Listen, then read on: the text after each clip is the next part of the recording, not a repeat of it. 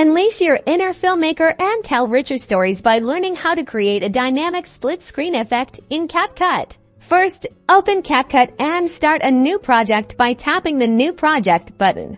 Now, select the first video clip you want to use in your split screen and tap Add to import it into your project. This will serve as your base layer. With your base clip on the timeline, navigate to the Overlay option located in the bottom toolbar. Tap on it. Tap Add Overlay and select the second video clip you want to display in your split screen. Tap Add again to bring it onto the timeline. You'll see the second video now sits on top of your first video. Time to resize. Pinch the overlay video on the previous screen to shrink it down to your desired size. Now drag the resized overlay video to position it on one side of the screen. You can place it on the left, right, top, or bottom. Experiment to find the perfect layout.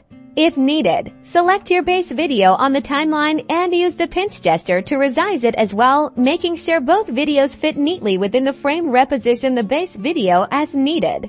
And that's it. You've successfully created a split screen effect in Capcut. Play around with different clip combinations and positioning for even more creative videos. Don't forget to like and subscribe for more Capcut tips and tricks. Happy editing!